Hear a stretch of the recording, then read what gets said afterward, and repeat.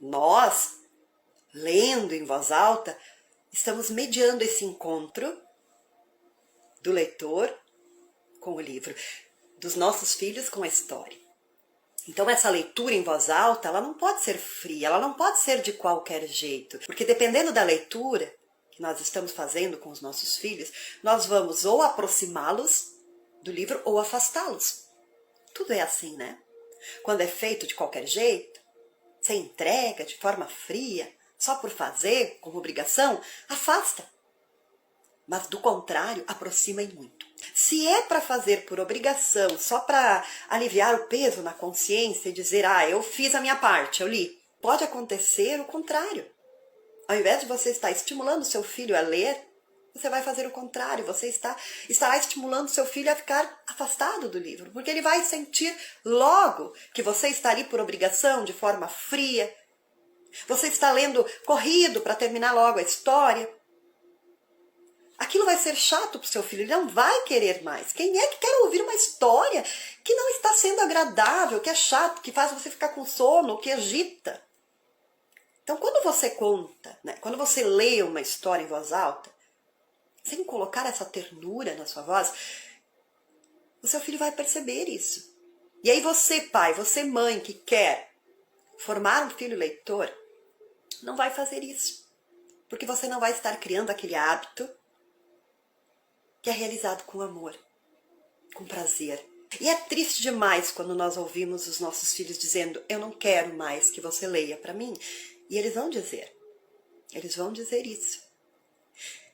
Mas aí, se caso disserem isso para você, está na hora de você começar a pensar como você está fazendo essa leitura em voz alta. Então, quando você vai ler em voz alta ou contar uma história, você precisa se preparar. Sim, porque não adianta só ler o tempo todo, você precisa de vez em quando contar uma história. São formas diferentes que criam o hábito de leitura, que fortalecem esse hábito de leitura em seu filho. Então, quando você ler em voz alta, antes de ler para o seu filho, leia a história para você, silenciosamente primeiro. Depois pode até ler uma vez em voz alta para você. Mas é importante demais conhecer essa história antes de lê-la para o seu filho. Porque quando você já conhece um pouco mais essa história, antes de lê-la em voz alta para o seu filho, você já vai ler de uma forma mais natural. E o seu filho vai sentir isso, que está acontecendo de um jeito natural, está sendo gostoso. Então, antes de ler em voz alta, se intere da história. Leia essa história antes. Perceba nessa história onde você pode estar modificando a sua voz. Quem sabe falando mais alto ou mais baixo, cochichando. Quem sabe silenciando em algum momento. Quem sabe engrossando a voz em algum momento. Você só vai perceber isso na história se você fizer essa leitura antes. Pois se você não fizer, na hora que você está lendo em voz alta, você vai ter percebido, poxa, eu poderia ter mudado a minha voz naquele momento. Eu não sabia, não fiz. Então isso tudo você vai sentir, vai observar antes.